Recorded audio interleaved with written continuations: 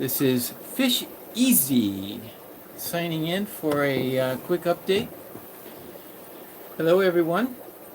If you're watching this on a replay, if you're jumping in to see what went down this time, I would ask if you just be so kind as to put replay crew or something that I'm watching it on the replay down below in the comment section. I do appreciate that very much. So that would be super nice if we just had an opportunity to see who was able to catch the stream this week. It is Friday night, and this is something a little different than normal. Friday nights are usually someone else, but tonight it just turns out that looks like tomorrow I'm going to be at a family function about 4 o'clock, so in order to make things right, I'm going to have to just kind of be a little flexible. So, hi Longfin Lagoon and HG Aquatics. Evermilly, thank you very much. Yes, Malik looked very tired, didn't he?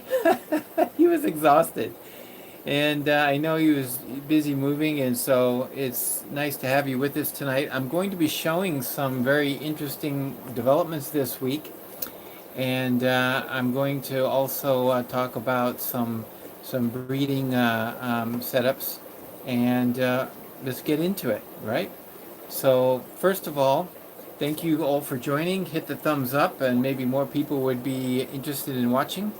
We're going to take a look at some rams, specifically my black and blue rams and German rams. Okay, so yeah, we'll take a look at all three. And the reason is because there's a lot of activity going on this week. Super busy with the rams going on.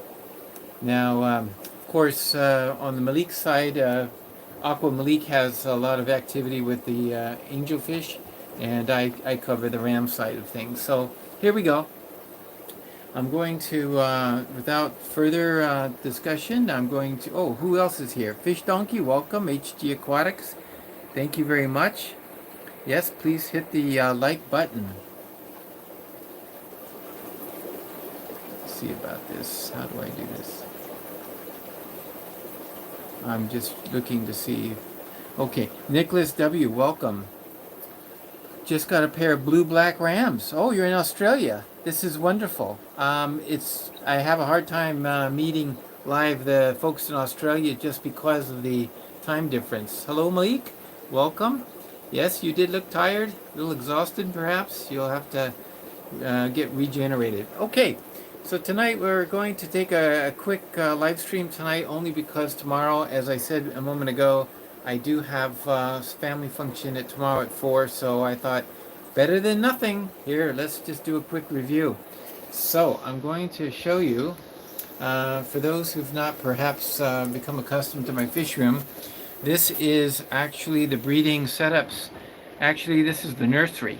I call this the nursery because this is where it all happens. The eggs to the point where they are eating baby brine shrimp and a little bit older. In fact, we're going to probably, I'll show you how I'm going to move fish over from the nursery, and we're going to put them in these tanks behind me. And these are the tanks right behind me. You can see I've got 4 5 gallons lined up. This is a tank of, right here, these are German blue. Let's see, these are German blue. And tank number 3, what's behind door number 3, German blue.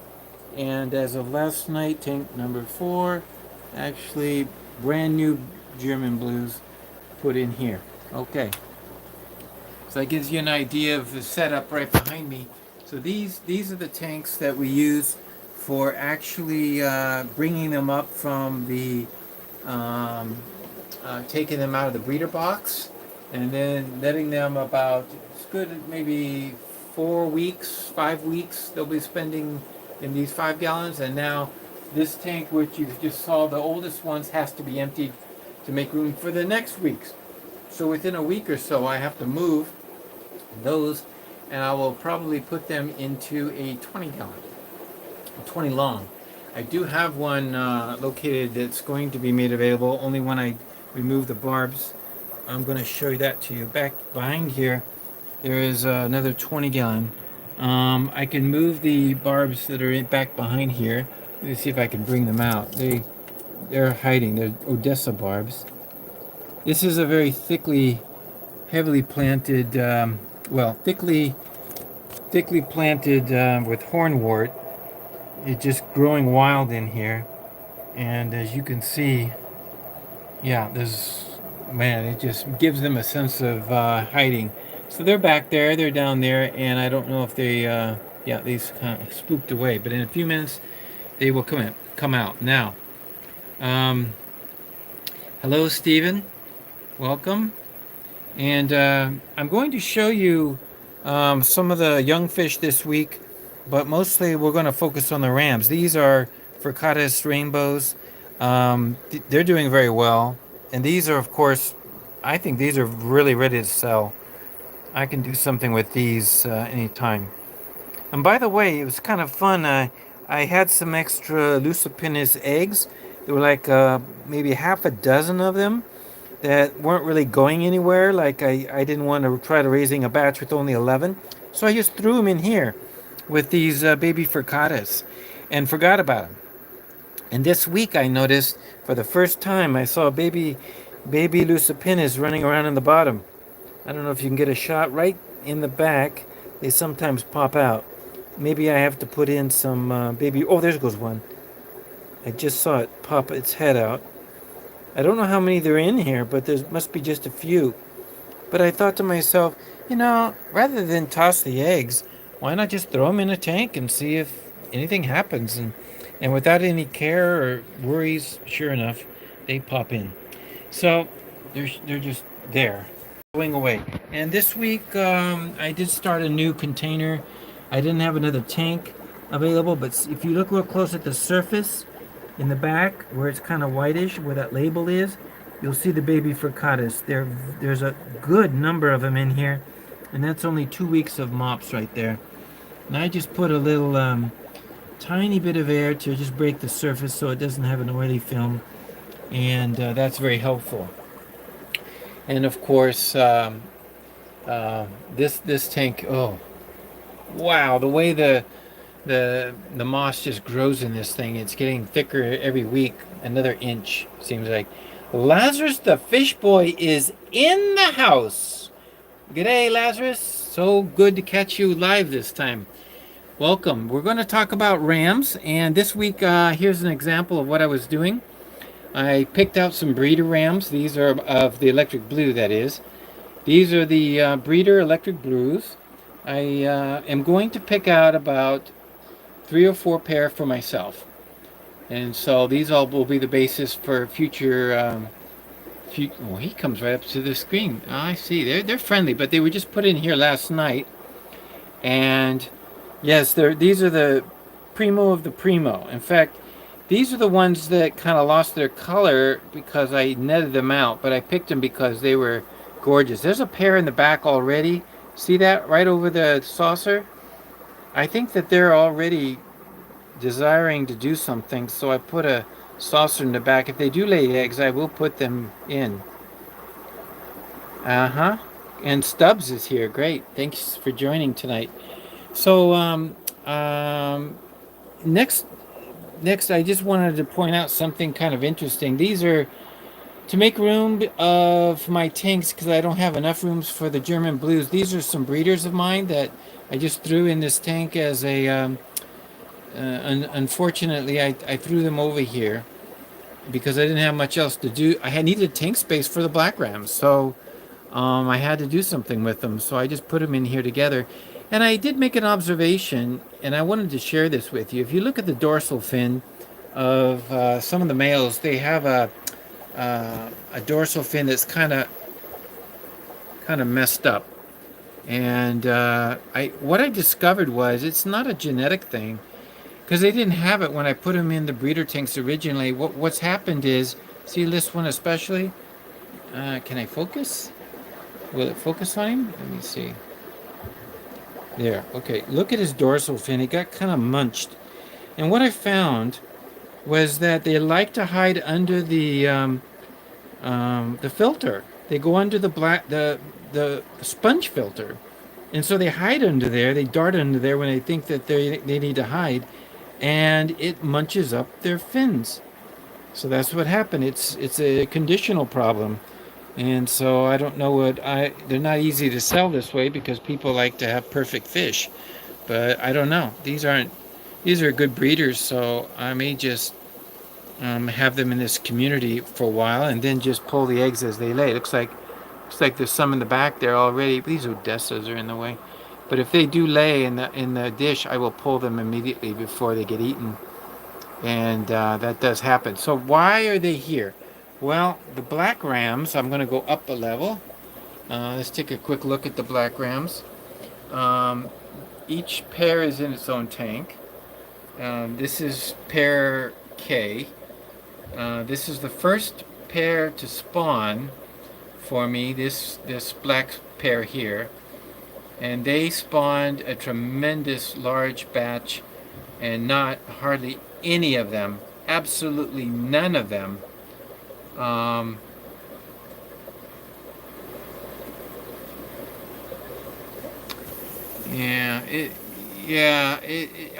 show you why. I think Lazarus, I'll show you why, which tank they were in.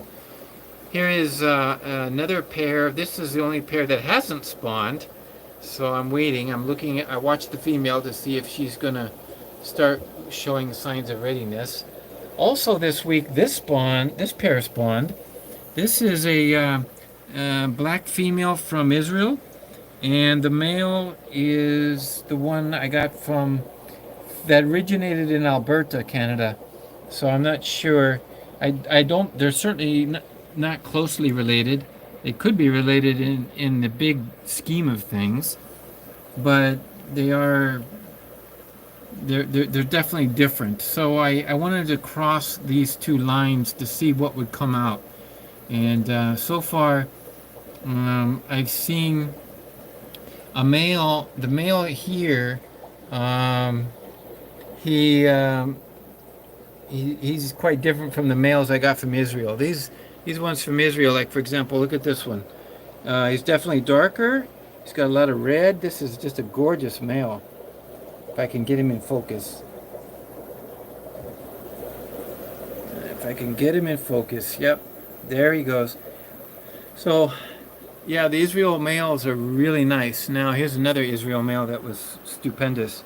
Look at the red on the tips. I really like that aspect of him.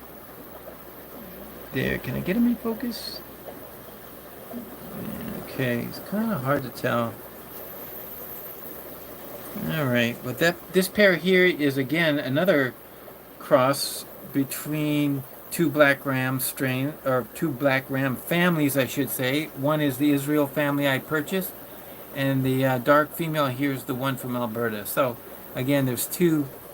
They haven't spawned yet, but I'm looking to get these two pairs going. Now I want to show you this particular sponge filter. Now see, notice the sponge filter is kind of big. Now I was using these ones as a barricade, so in the middle of the tank it serves as a hide, and for some reason it's just a little lower down below, so it's not your typical, and that's where they were hiding. They were in this tank, and I think they got the tops of their fins a little munched because they're just bent backwards. But anyway, that's not a normal, but it was just kind of what I think is a hazard. So you want to see something nice, Lazarus? I'm going to show you now the ones I'm picking from. These are the ones I picked last night. Today I have to pick out two males and one female more because I want a quota for myself, and this is what I wrote. I need two males, one female more. So let's go down to the source tank, which I'm going to show you, and this is what we have available, and here they are. So we're going to pick from these, and I'm telling you, this tank may be kind of cloudy because it has a lot of rotting leaves, and I don't have good filtration on it. I have that big sponge, and that's it. But I need to adjust on the filtration. But these guys, let me move the light over a little bit. Okay. But these rams, as you can see here, I only need 2 males and a female. There's some really nice fish in here. There really is. I'm gonna net me a couple of meals. Oh man, they're coming out. When I put the net in, they were all over hiding, but see, look at that female there. She's ready to go. Right there in the middle. Nice bulging stomach, and her egg tube is starting to protrude. Yep, that's the one that would be a nice pick. Get a nice size spawn. The first spawn in this tank took place in the corner. I have no idea who the parents were. It's kind of a crapshoot when you just have a community tank like this. But even then, usually a tank like this, the first egg batch, you do not normally get large batches because the males don't fertilize because they're too young. Females are doing their first egg, and they usually kind of come a little slow. They're on the slow side of quantity wise. Oh man, the light is, in real life, these guys are really electric.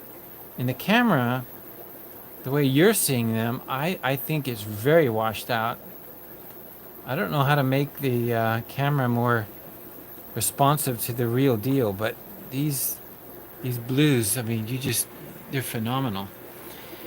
So what I'm going to do is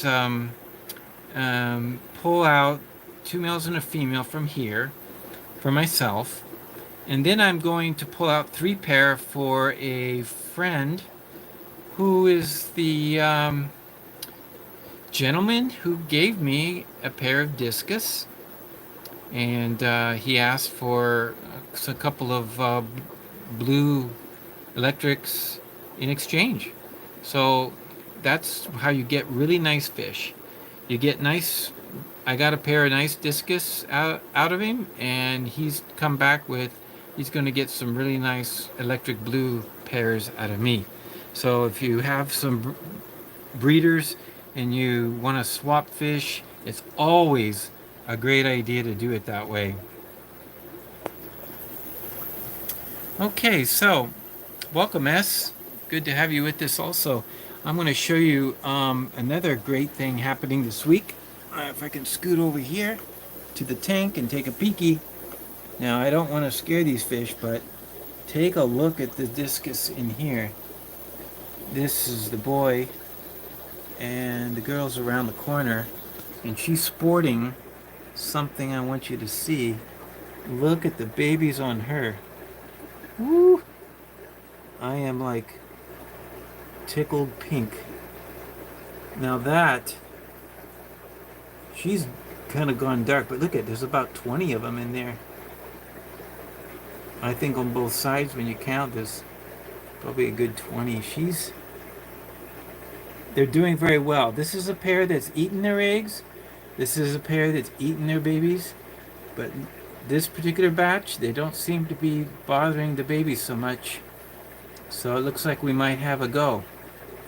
This would be nice because those babies will be future breeders.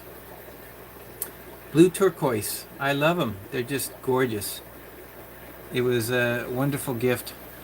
But if you can, and then I will have, of course, some blue, some Germans, and so forth. A lot of different rams for my friend who gave me that pair of Discus. So there's no question that when you do nice things for other fish enthusiasts, you get some really nice results. What happens if I zoom in? Does that change the color, or it just keeps me out of focus? I think it's dirt on the glass. Oh, there we go. I think it's dirt on the glass is the problem. But I'm telling you, these pairs are really ready for breeding, and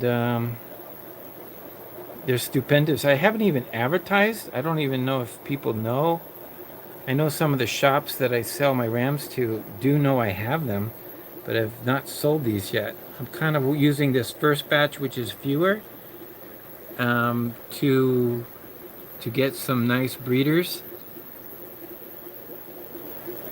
Yeah, exactly, Laz. You know, on real life, I'm telling you, they're so blue that they look plugged in. I mean, the name Electric Blue is so apropos. So apropos. And that's why. And I'll turn around and I'll show you what I'm going to do with the other next batch of Electric Blues. They're right here. This batch of Electric Blues will be for sale, because as these get big enough, I'd like to get them a little bigger, just because I think that really would be a stupendous. But this batch here, once I have my breeders, from what you just saw, these will be sold, and I can sell these off and get, I'm sure, more than I get for the German Blues.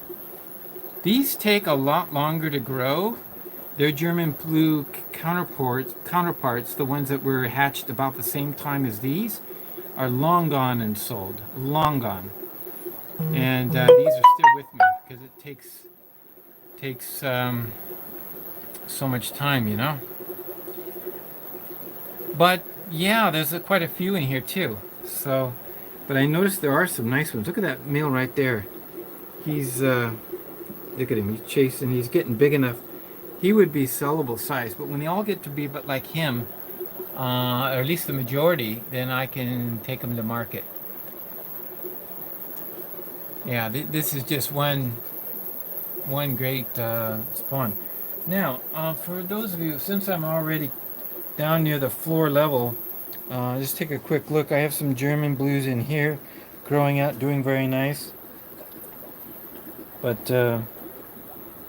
there's the Lucipinus, Synodontis lucipinus, and they most of the time they're all hiding. You see some in here, but you can't see many. I'll tell you that much. They're hiding. But now, this is what happens when one of them starts. All I did was touch the water. They're getting excited, and then when they get excited, it suddenly tells everybody else to get excited, and then they start coming out of their caves, and it's just, man, that thing's full, isn't it? Okay, so how many do you think are in here? I'm guessing 200 Lucipinus catfish. It's kind of hard to be for sure, but they're at the size where, and they come right up to the top. Look at this. Look at this. They're eating my fingers. So cute. These catfish are fun. They are too much. Just too much. Oh, yeah, I do have down here, I do have a pair of black rams. I found this tank empty for them. Because I do have a pair of black rams, but no spawn yet from this pair. Here they come. But it's a very nice pair. Look at that boy. Oh, come on, you were showing off so well. Why are you taking off? Okay. Well.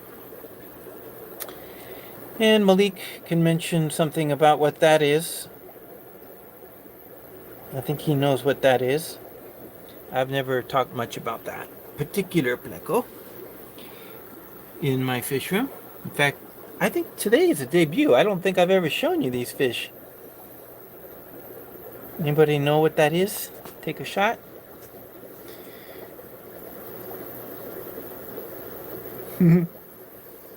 Yeah, a little colony of them in there. I'm just kind of waiting to see how they develop. So what I'm going to do is, this is my norm, is I take, I'll take this tank, and I'm going to put 4 pair in this tank, okay? 4 pair. That's 8 fish. No,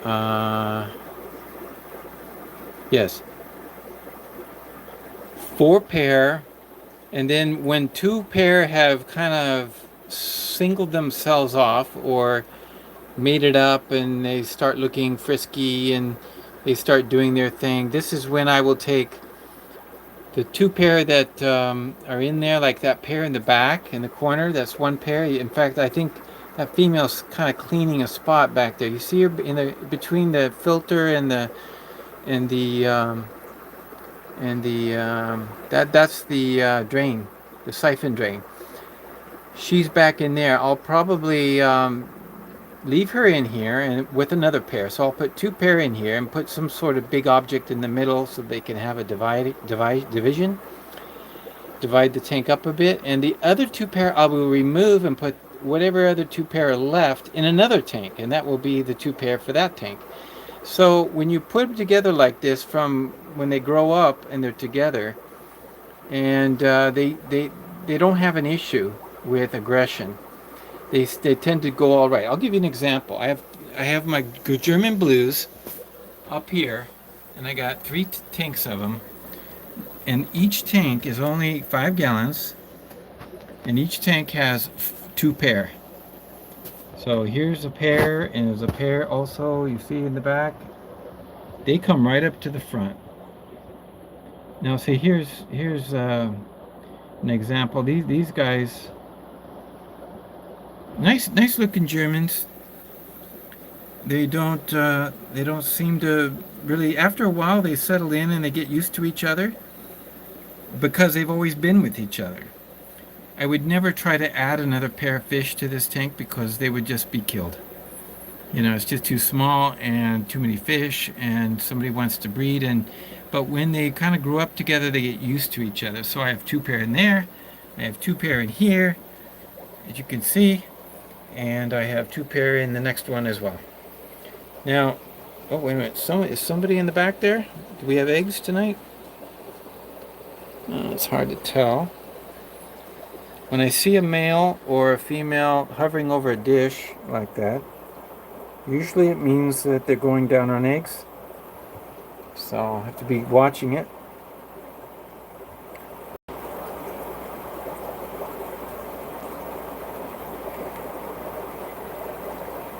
Yeah, snowball. Those CPDs, I'm glad you mentioned that, Laz. I'll show you something in a minute. Peppermint plecos. I wish I had those Australian peppermint plecos that go crazy down there. I've seen so many videos of all those peppermint plecos. They have tiny spots. No, this is not the peppermint plecos. The spots are much bigger than that. This is another pair of black rams up here. And these are from Israel. Just got them in.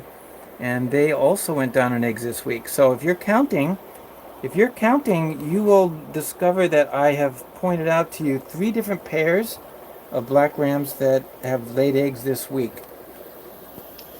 Before we go over to see those eggs and what I'm doing with them, I want to just answer the question. Lazarus was asking me about the CPDs. I got those from a club member and regular member of our channel here.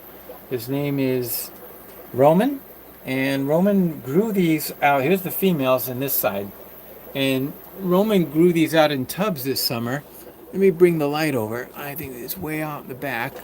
Let me bring the light up. Okay, there's the light better. So I'm breeding my Furcatus in this tank, and I threw the female CPDs in here. And as you can see, they're all plump. They're so plump, I even stopped feeding them. I was just afraid they're just too plump. Didn't want them to explode. And then the 2 males, of course, are over here. And there's the 2 males, and I have left, and so I'm going to put them together and start breeding them very soon. Just having issues with enough tanks for these breeders, but I've got an expansion going.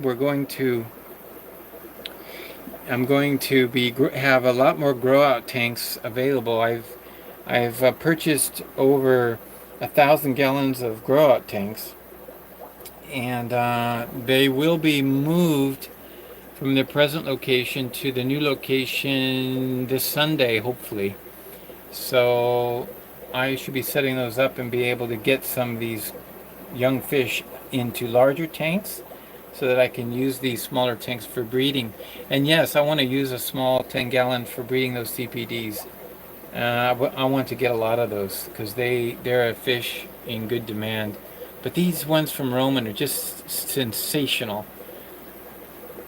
Yeah, I know. 1,000 gallons is insane, but you know, it is what it is. You know, um, 70 gallons, 55. No, 50.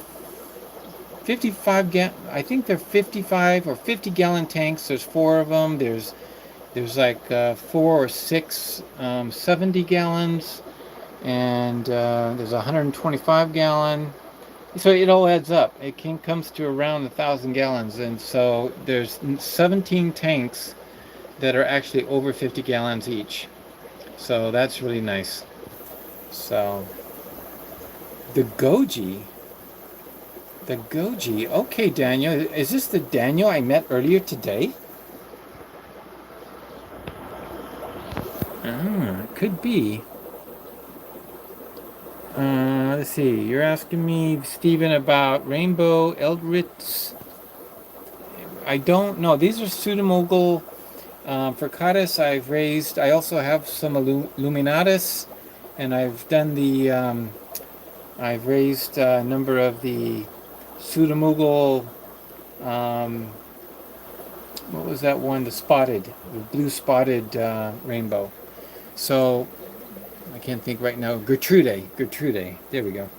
So I've done those mostly. I don't have the bigger rainbows. So I don't know. Looks like in the back there, they're just hovering over their plates, especially that pair in the back right corner. I thought we might have eggs. Wait a minute. Okay, I think we might get eggs tonight. The way they're acting, I can't see. No, I don't see any eggs in that plate. He's picking at it. But if we get eggs in there, I'll pull them as quick as nitrofurazone. Anybody heard of that? Hey, Major, thank you for joining us tonight.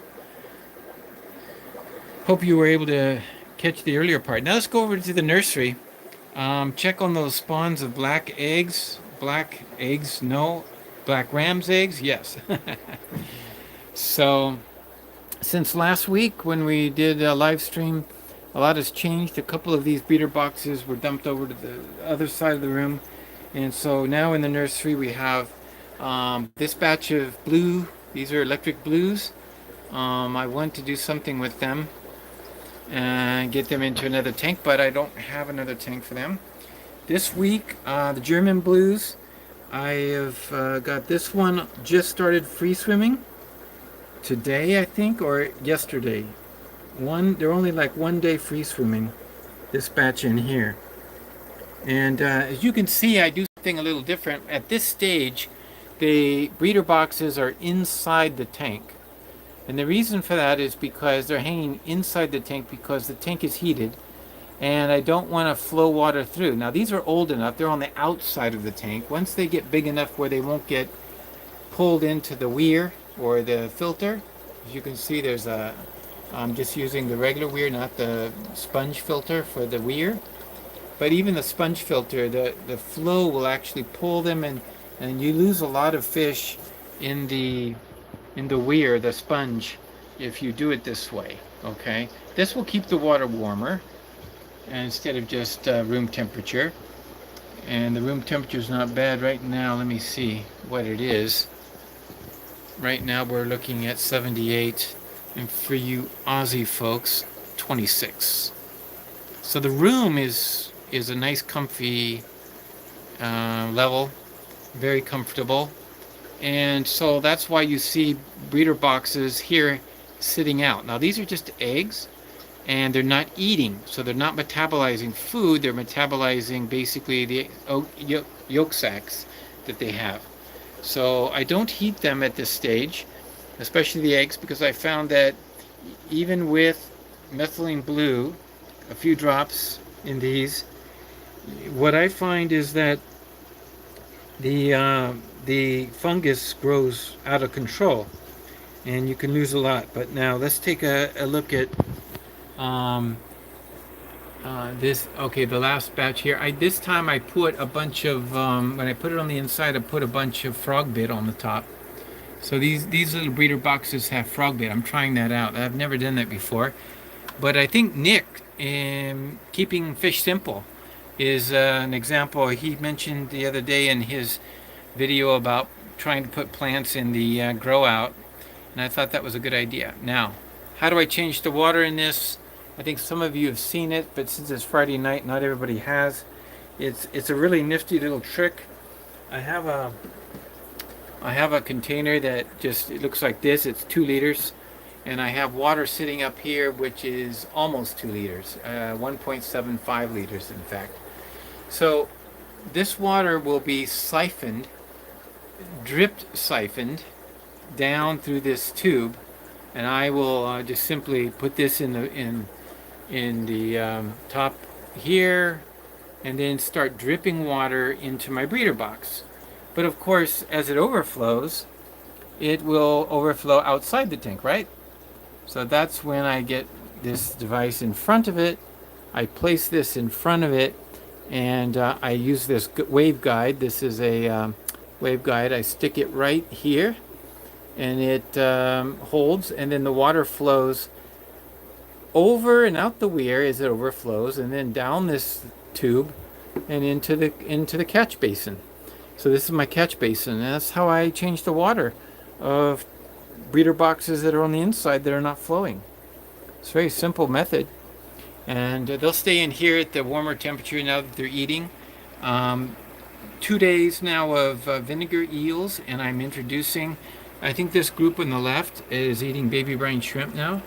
You can just look at those tummies and see. Yep, they had a feeding earlier today. Definitely obvious. Once they get the size on them and they won't get caught up in the weir, that's when I will pull this out and turn it around and hang it on the outside and start to flow and going through, and then they'll get tank water, and that will keep the water from getting bad.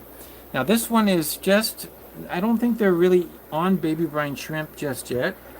Let me take a look. I did feed some earlier. I always put a little bit in there, just a few baby brine shrimp in order to see if they start eating it. You know, a little something to attack, and they do attack it. You know, but these guys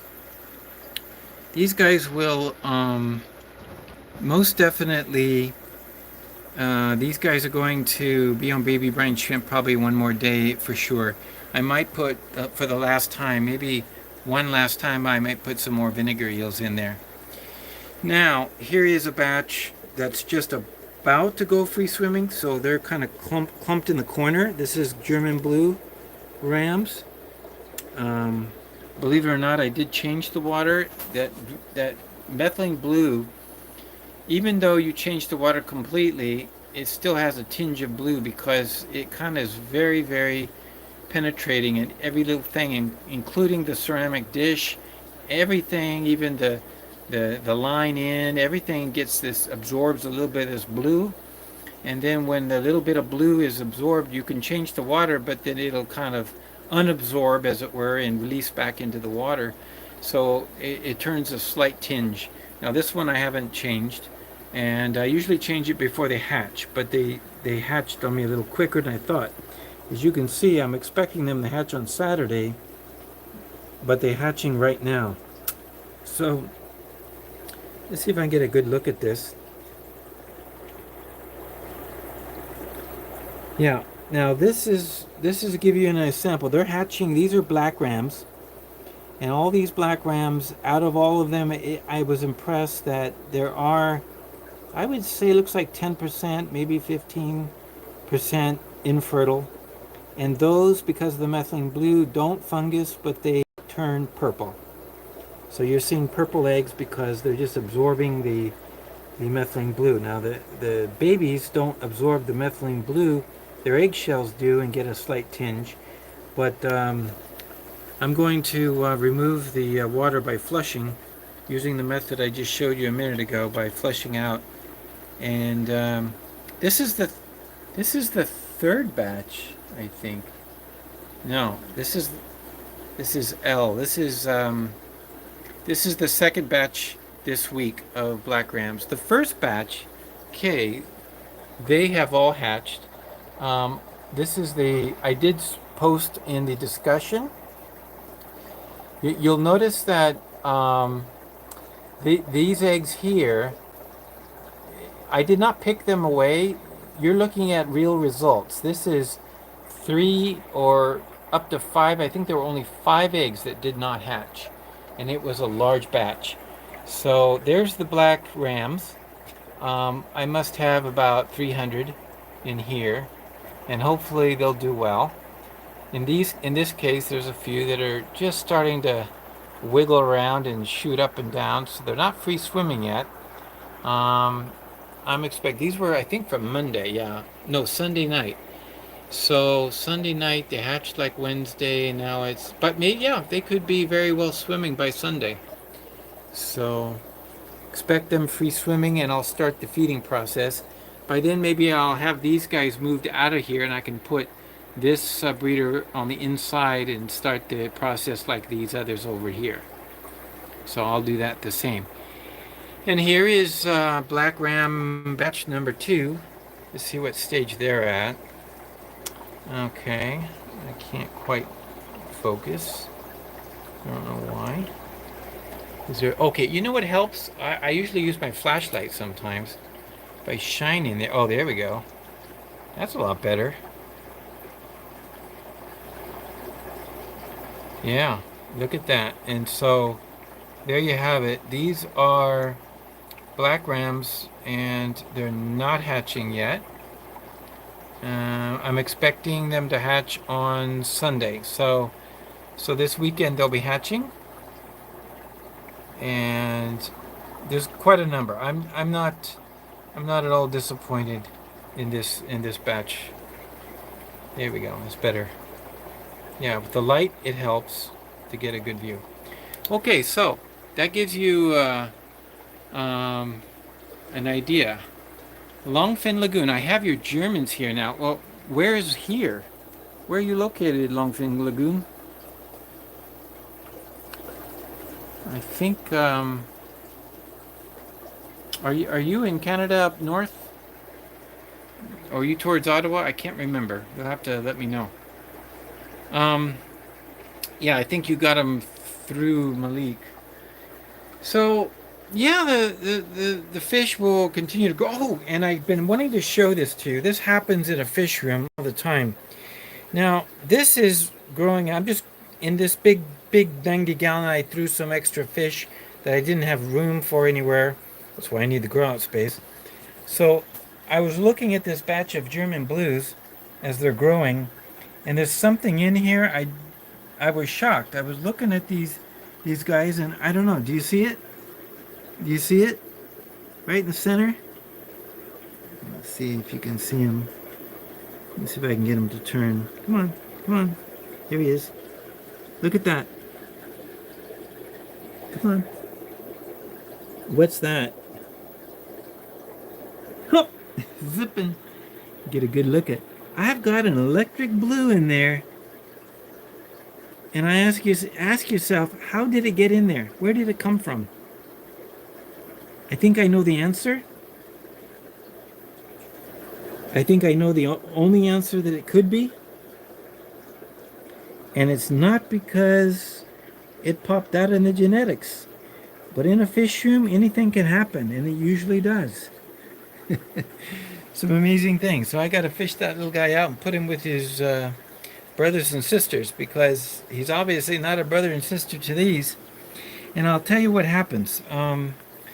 Traditionally, I'm over here, and let's say, for example, on this particular breeder box, as it starts to muck up, I use a small airline, and I will muck up the bottom and muck it out with this strainer, and then I always strain into one of these. So I've got, here's an example. I've strained some muck out, and there it is. After I'm done, I often look in here to double check and to verify that I didn't suck up any fish. And invariably I do. Because what happens is you stick the airline, you start to muck up, and all the reaction of the babies is to simply go to the bottom and hide. They go sit still. So they all shoot to the bottom and they look like a dead fish, and I think I'm sucking up a dead fish when I'm not. It's a live fish. So sometimes, even though I'm making sure or double checking, they still get sucked up once in a while. So after I'm done, there might be 2 or 3. So now what happens is I go on to the next breeder box. But when I'm done and I see the babies, I say, oh, and I feel sorry for them, and I don't want to just toss them. So I take my baster and I go and I suck them back out and I throw them back into the breeder box.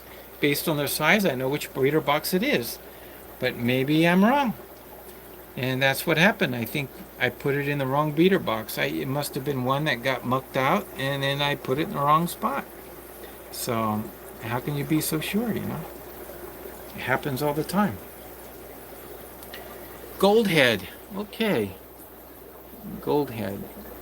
Wonderful. Ryan. 10 CPDs. Wonderful.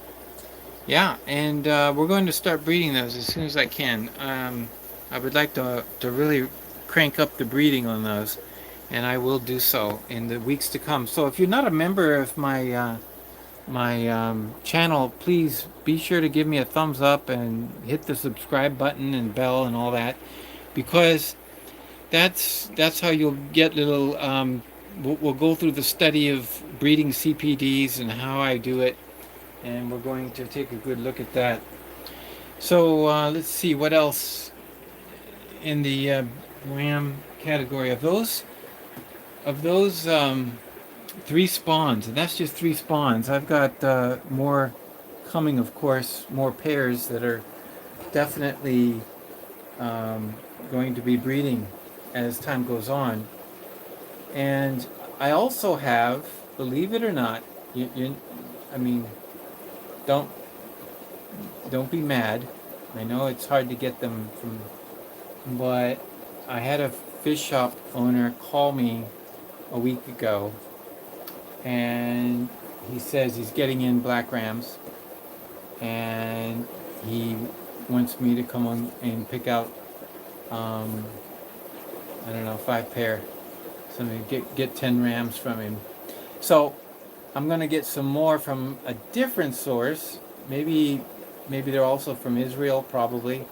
But this way I can kind of mix and match them from 2 different batches, 2 different. I doubt if they're, even if they're from Israel, I can't believe they're all from the same pairing. It can't be, because they have so many and they ship all over the world, right?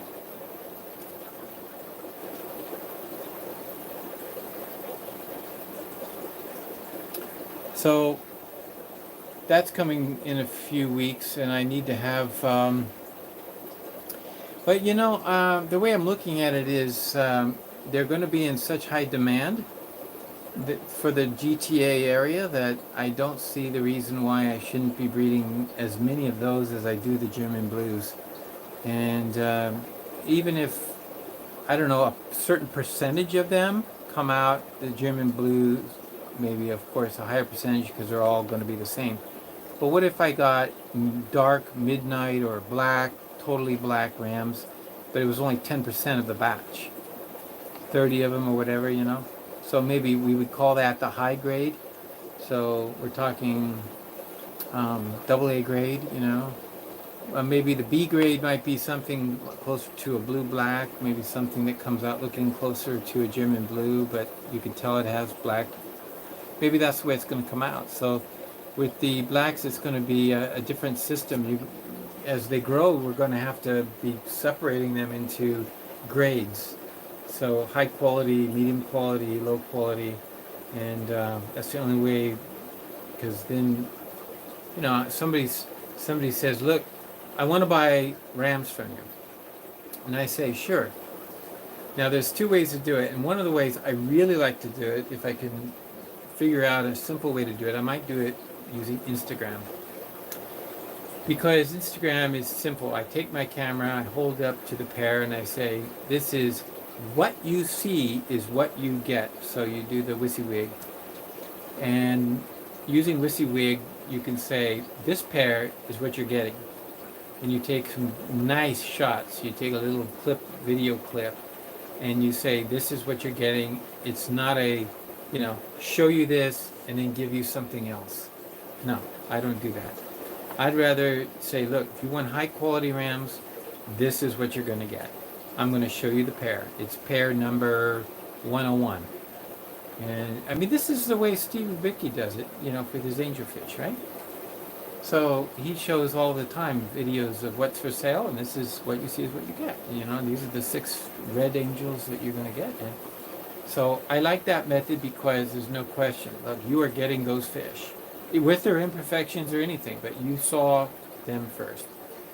Then on the other hand, there's the other option. If I did have a tank where it would be convenient for people to see them, and people could come and pick them, and then they can pick out the ones they want. Now that's, of course, ideal, but not in a COVID world, right? So for me, I suspect that if you want that kind of method, instead of me handing them to you at the curb, of course after you've seen them on video or picture, go to the pot shop. Local fish shop will have them, because I'll sell probably a good number. I'll sell a batch, let you know, hey, they're over at Fanatics, they're over at Big Al's, they're over at whatever local fish store they are, and I say, they've got them in. I just took the batch over there. You can pick out your own. You can pick out your own male. You can pick out your own female. For me, after a while of looking at the rams and studying them, I look at them and I say, oh, there's a male, oh, there's a female. To me it's obvious. And other people look at it and say, how do you tell the difference? Well, how do you tell the difference? It's like, well, they look completely different to me. And that's because my eye is trained, of course. And if you have an eye for detail, which is about 90% of my work, the work I do, and I look at drawings and plans, and when I see something that isn't right, my eye goes like, boom, right to it, because it's accustomed to looking for errors and things that aren't consistent, things that are different. Nicholas, hey, thank you so much. Yeah, can't get them in Australia? Well, I would think you should be able to get them from either Nick at Keeping Fish Simple, and also, of course,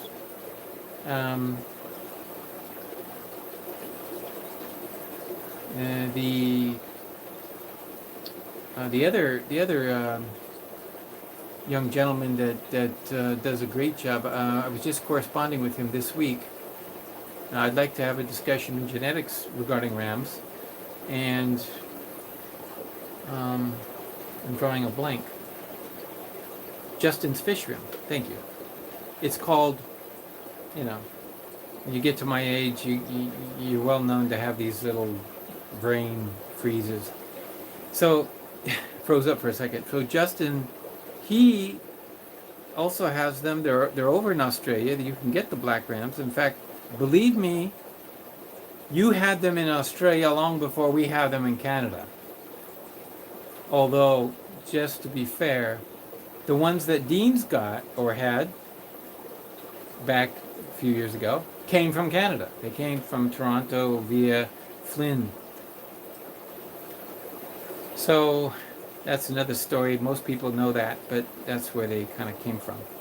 So it's kind of interesting, here in the GTA, finally, the black rams. I mean, we've got them in before, but who is breeding them? Who's producing them? Well, turns out that, people got them in, and I'll tell you the story. I'll tell you what happened when I was picking these up from Israel. I was in the local fish store, and I knew they had come in, thanks to Malik. Thank you, Malik, for heads up on these. He was talking to the owner, found out that when they were coming in. So on that day, he called. They didn't come in. Next week, he called again. You got to be really consistent. You got to be really persistent, I should say. And you'll eventually get them. But when I got there, they were told, when I called on the phone, I said, okay, you got them in today. I'll be in there tomorrow. What time? And they said, well, we usually quarantine them and we don't let them out for another couple of days, so they'll be here, no problem. Uh-huh. Okay. Fine. I said, no worries. I'll take full responsibility, because I know what I'm doing, right? So, at least I should know what I'm doing. So I go and get them the next day, and as I walk in the store, there's a guy in front of me buying them. So much for quarantine. So much for quarantine. So I put them down in the lower 20-gallon long. I call it the bullpen. And they sat there for a few weeks to check on their... I'll show you the bullpen. This is what's there now. These are kind of like leftovers. And these are the ones that I don't have a dedicated tank space for. And I've got several pair here. And these males, this is a male that is from Alberta originally.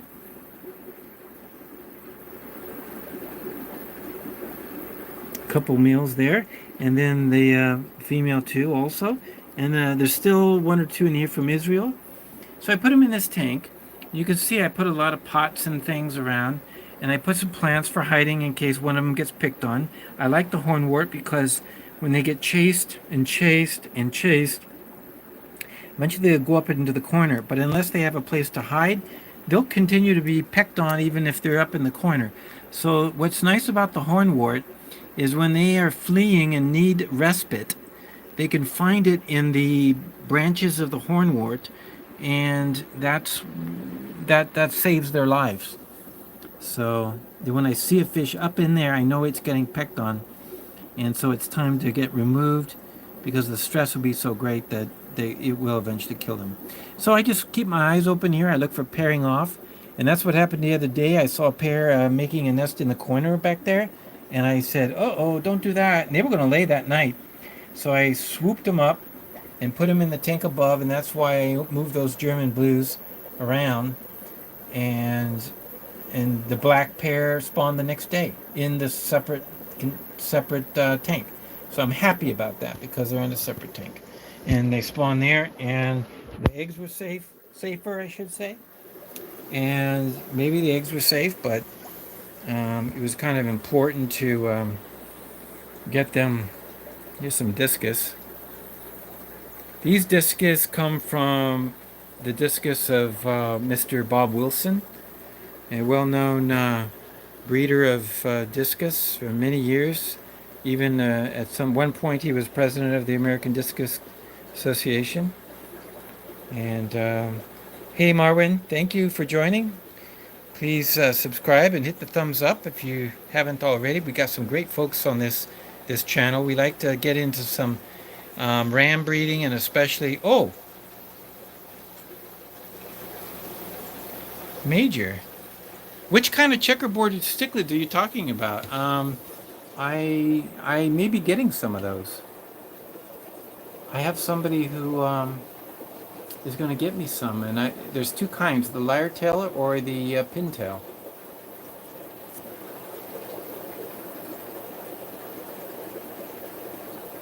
Do you know? I'm anxious to hear what you say about the checkerboard cichlids. Yeah, I did some research in those. I am going to very likely I will be getting some pairs in the fish room soon. They don't look to be lyre tails. Okay, so they look more like pintails. Okay, that's the ones that I bought 4. They're pretty young. Hey, you bought 4.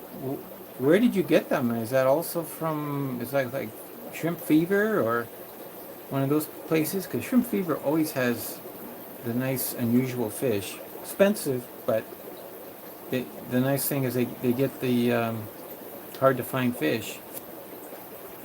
So yes, you're going to sell. Well, of course, I don't think I'm going to be able to use all the fish that I have, but in a breeding program, and the reason why I've got so many, not because not because I just love buying fish and spending lots of money. No, that's not the reason. The reason is very simple. If you're going to start a breeding program and you're going to be successful, you need more than one pair. Imagine this. I want to start breeding fish. I use one pair. Okay. One pair. Maybe you'll have success, but more likely one will die. You just lost completely your breeding program. Gone. You know, all your hopes and dreams down the toilet, right?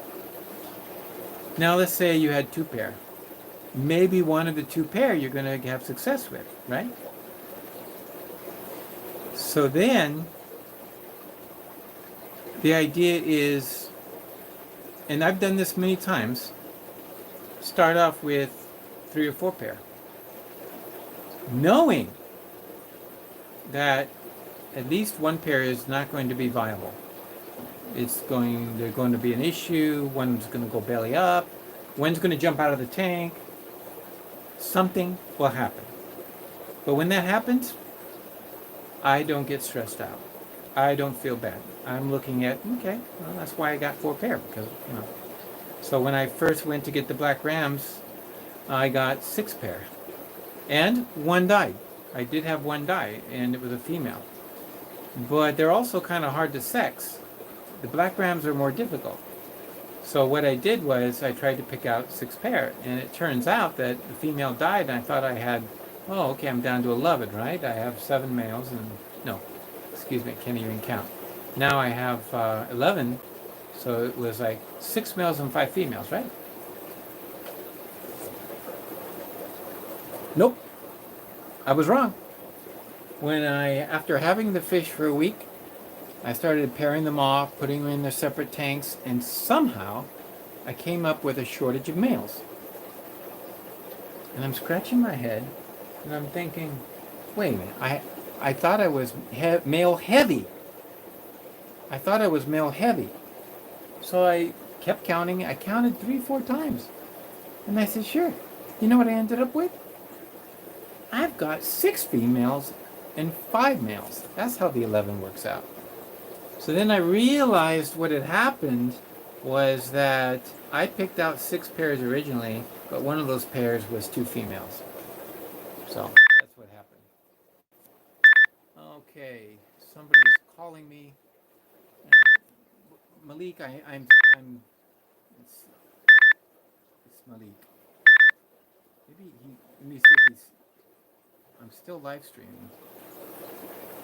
He knows that. Let me check to see if he sent a message to me. Oh, I'm back. How you like them apples? Anybody there? Oh, look at that. I lost all my watch. You know, how did you do that? How did you knock me off? And then I was only on the outside coming back in. So when I went to do a live stream, again, I click on the plus and live stream, and all I did was I click on the button to start up again. You know what happened is it asked me, do you want to resume? And so I said, oh, I don't have to recreate it. I said, okay, yeah, I want to resume. So I'm sorry about that. If I lost anybody, it looks like I lost a good... so people are coming back on, thank you very much. Sorry about that. I don't know how... Yes, I'm still here. Thank you, Longfin Lagoon, Jeff, Chance. Yeah. Anyway, Malik, I'll call you when I'm done. Okay, so what we were talking about was a breeding program. And I was explaining that there's all the reason in the world to get multiple pairs and to invest a lot heavier up front in the beginning than there is a chance to just, you know, have a successful breeding program without a lot of pairs to pick from. Here's reason number 3. There's a third reason. Now, you may not have thought about this. You don't hear about it much. But I am going to tell you this because reason number 3 is a very important reason. When you're at the fish shop and you're picking out fish and you go and you look at a tank full of possible breeders, right? You take your chances that you're picking out the best ones. Even last night when I was picking the electric blues, now mind you, they're all gorgeous down below. And I could have picked any one of them being happy because they're nice. But what if you pick them, and after you get them home, and after you've studied them for a week, and after you've been focused on their every little detail, you discover that 1 or 2 of them is not so desirable. Like, for example, maybe you notice that there's something wrong with the fin or the shape or something you did not notice. And I've had that happen. I pick out the most gorgeous German ram I've ever seen. And I thought to myself, wow, that is a eye candy. That one is a real looker. So I get the fish and I put it in my breeding program. I set it up, the tank, and just as it's, fish swimming around all happy, and I look again, and I look a third time, and I say, he's only got 1 ventral fin. He's missing a fin, which is the kind of thing you don't notice right away. And you may not have noticed it when you're just at a shop excited to get your fish and you're picking out the best ones. So did you think about this? Getting a number of fish to start with, you're also giving yourself a chance to eliminate a few of them that you don't need, which you don't think are as ultimate or as on top of the world as the ones that you picked out as being the best. So that's a third reason why you would want to start a program of breeding and getting more than just a couple. Okay? Then, of course, genetics being what they are, sometimes we end up picking, they're all from the same, oftentimes they're from the same line anyway, so that's an issue, right? Well, 13 people have joined us. Thank you very much. We're still missing 10 people. We lost them in the glitch. I mean, we lost them in the phone call, I guess, sadly. But we can't be going on over and over and over again anyway, so we're going to have to wrap it up for tonight. But, those are some thoughts and reasons why. And so the answer to the question, which is kind of a long-winded answer to get back to the original question, and that was, why would I actually want to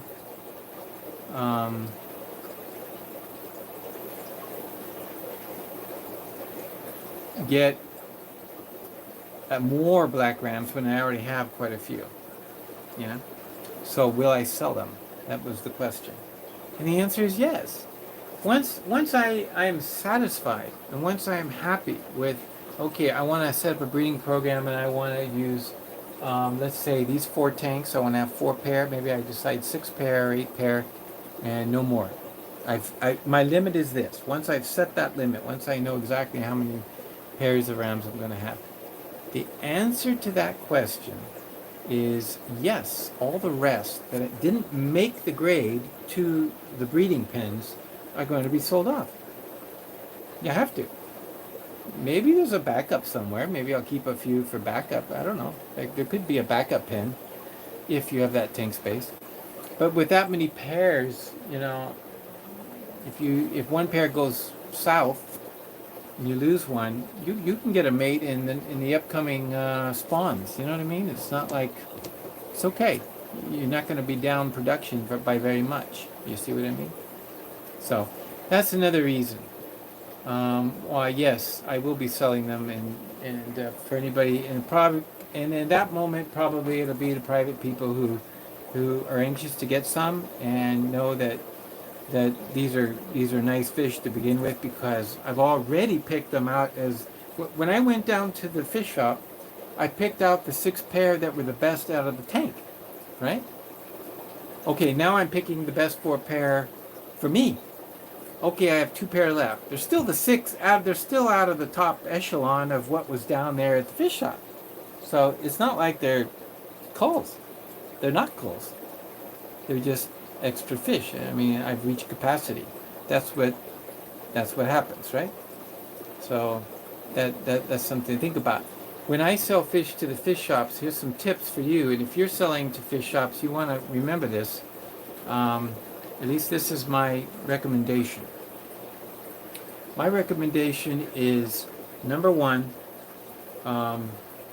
only sell top-notch fish. Never sell a cull. Never sell. If you see a fish that needs to be culled, take it out. Give it to the kids that come that want a fish. Give it away, whatever. Do something with it, but don't sell it to the store, because they're going to be stuck with a fish that isn't sellable. Because everybody looks at it and says, oh, that one's missing a ventral fin. Right? That one's missing a ventral fin. Okay. It also gives you a bad reputation. The shop will look at you and say, oh, your fish are full of genetic malformities. Well, probably everybody's fish are the same. It's just that I didn't choose to remove the ones that were malformed. So think about that. Think about your reputation. If you want to have a good reputation of selling quality fish, that's how you build it. And here's tip number 2. Always add a few extra. I learned this from Greg Sage. Greg Sage and I go back and forth constantly, regular basis, although I've been so busy with my grow out space and tanks that I haven't had a chance to really talk to him lately, but at least this week, only an email or 2. He taught me a long time ago, yeah, I always send this many fish when they ask for this many fish, but I always include a couple of extras. Well, when you're shipping fish, that really makes a lot of sense. A couple of extras. Because when you sell 100 fish, in my case, you're going down to the fish shop. Well, what's the difference of throwing in an extra half dozen? Throwing in an extra 6 fish. You're selling 100. You're getting the price for 100. You're telling them there's 100. But if they ever count a fish, and they might, and you come up with 99,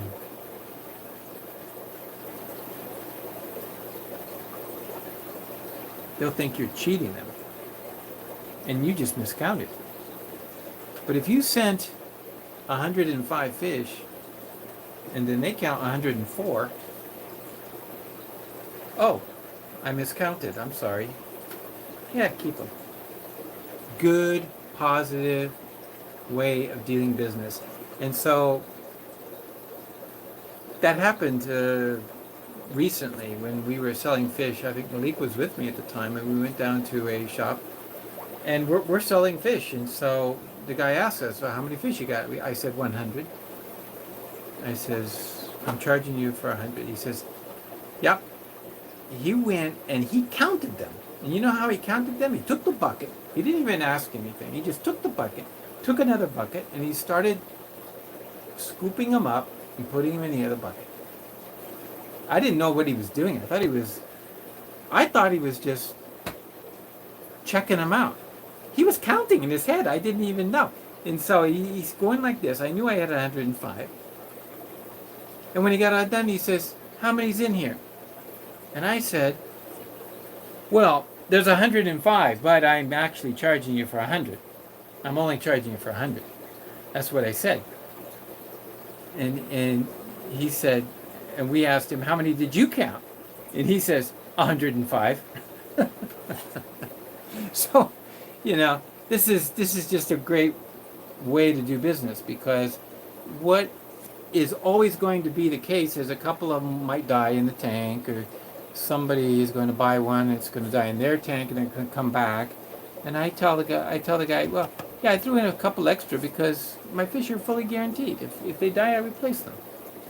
If they die, I'll give you another. If they die in the customer's tank, I'll replace them. They're not that much money per fish. I'm more than happy. I am more than excited to give them fish to replace those that die. with that kind of backing, it turns out that actually nobody, absolutely nobody complains. Everybody's happy about that, you see. So, it's a great way to sell fish, and you get reputation. Now, on a different store, not that one, Malik, but on a different store, they've called me up. They're calling me up on a regular basis, asking, what fish do I have? Are you going to be selling these fish? And I tell them what I have, and they've got me. In fact, the store owner actually last week sent me his private cell phone. So, he trusts me and he knows what I'm all about. So that's the way to do business and get yourself on the inside. And don't ever do what happened in one shop. A fish shop owner was telling me a story about this. It just so happens to be about rams, and rams from Israel, in fact. But this is what was happening. So he thought he was going through this. What do they call those brokers? The ones that what do you call it? Transshippers. So he's like a transshipper, and he says, so he gets the fish in, he comes in, and then he distributes to different orders throughout the area, region, right? So this transshipper says, okay, we're going to make you a great deal.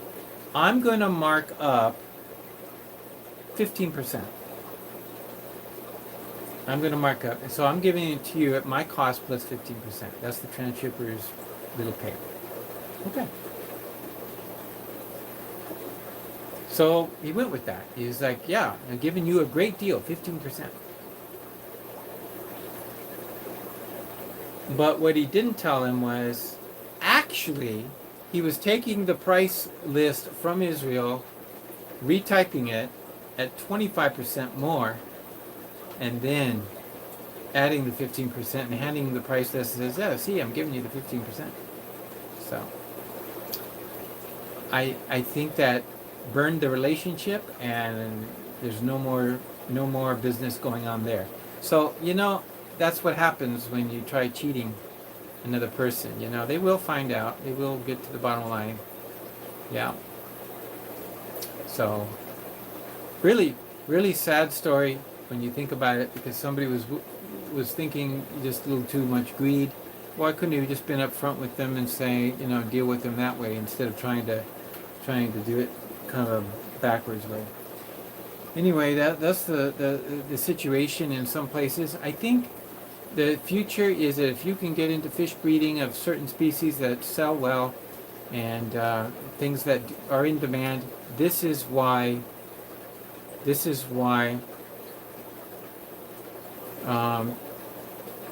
they're going to be turning more and more to local breeders. Because of the pandemic and because of shipping costs and because of the war, it's going to be more and more expensive to actually get fish and to be able to turn a buck.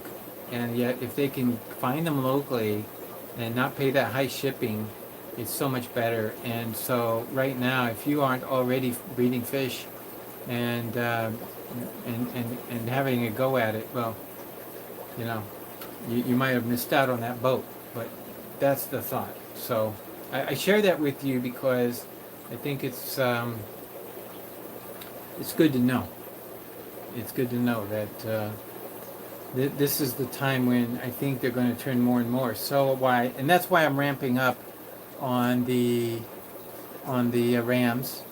My discus, you saw those babies, lots of babies. I will be selecting some for myself just to grow out and have adults one day. And it's the nicest ways to take young ones, and it just takes a long time. But I'm patient because I have a long time. In other words, I'm not in any rush. I could go out and buy adults, but then I end up spending lots of money and then not really get great results. So it's been great, and I do certainly support local businesses. There's one local fish shop. It's probably the closest one to me. And yet, I've gone in there, I even brought them free rams. I said, try these out. Call me if you think that these are worth it.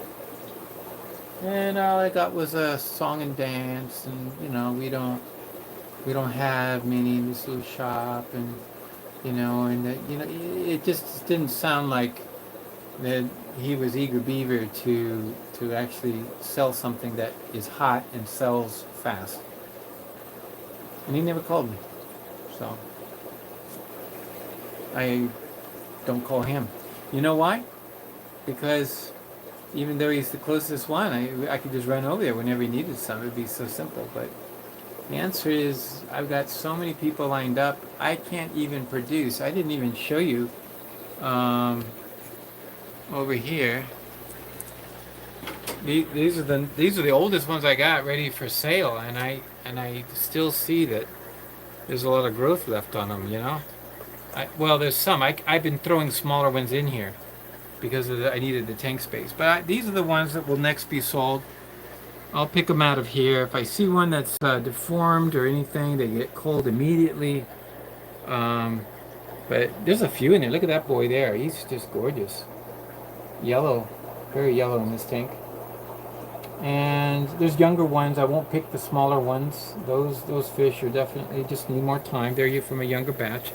There's one I see there's got something on his lip, got a little blood mark. He may have gotten nipped. I've never seen that before. I have to take a closer look later.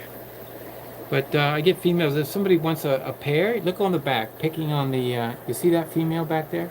Picking at the sponge? She's going to be looking to lay eggs soon. Look at that. She's got her egg tube coming out. Yeah, that's a perfect female for somebody who wants to get a young pair. And she'll be going down within a month.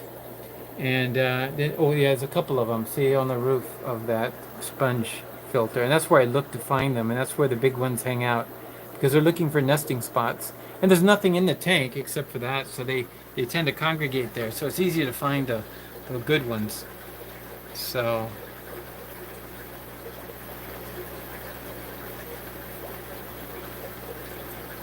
Yeah. Yeah, some nice fish in here, and this is my finishing tank. It does get some green spot algae. I need to. I might have to one day if I ever empty it.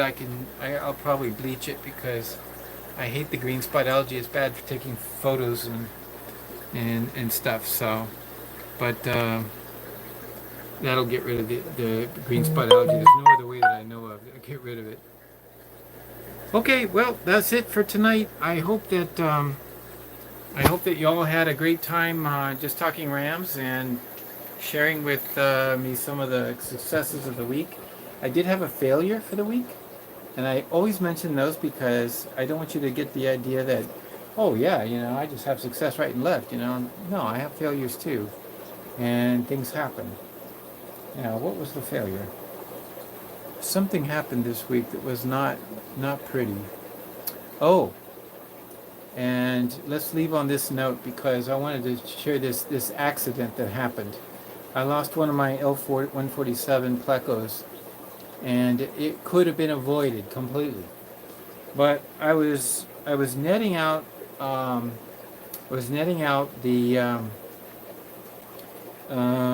rams in the same tank.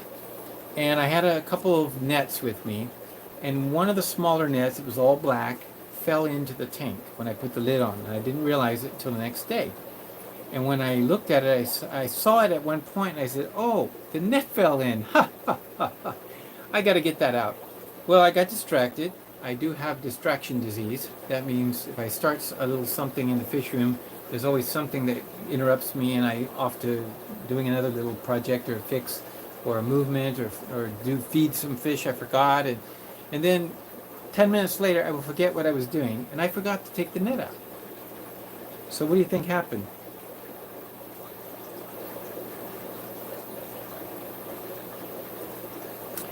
What happened was the pleco somehow got into the net or to the side of the net and got his fin caught on one of the net, in the net. It's just this little tip of his fin, and he couldn't escape. And he probably struggled and struggled and struggled and struggled. But he was there alive when I came home. But all the other fish in the tank, including the barbs, including the rams, had picked at him. and picked at him and picked at him and picked at him. He had no skin left. He was alive, but when I freed him, I looked at him, he was white, and there was no scales. He had been picked on to death, and the next day he was, of course, passed away. And I kicked myself. It was so avoidable. It's so avoidable. That this is the lesson. Never, ever, ever leave a net in a tank. It happens, and don't ever do it. If it falls in, pull it out right away. And it prevents death, because I should have known better. I mean, nets fall in the ocean and it kills animals, right? You know, people and fishing nets, they get caught in it and it will kill them. So that was an accident. It wasn't intended, and it was a very sad loss, because I really wanted that fish for my breeding group, which is not going to probably breed until the fall. But yeah, never in a pleco tank. Aqua Malik, you probably had that experience one day. But I share with you my tragedies as well, because what I learned from the tragedy this week, this is something that you can pick up on and take with you and say, you know, I learned my lesson, because a fish could be trapped in it and I will lose a fish. You won't feel bad about it until it happens. And so don't let it happen. Thank you, Aqua Malik. If you have an extra, that would be nice, but we'll take a look as the year goes on. So tragedy does strike, and I hope the rest of them are doing really good. I'm going to remove those rams. I'm actually going to remove the barbs too. They were just kind of stuffed in there, and I didn't have much of a choice. But I'm going to move the barbs to the 90-gallon, get them out of here. There's space in the 90-gallon until the grow-out tanks are ready. And that's just all I'm going to do. So thank you all for joining, and don't forget, as you're leaving, leave a thumbs up. We've got a lot of good thumbs up tonight. 26 wasn't a bad night, and I know there's other live streams on Friday nights, tons of them, but you chose to be with me, and I appreciate it very much. And so thank you, thank you, thank you. And as I always say, and we'll pick it up next week, but meanwhile, please everyone, keep it real.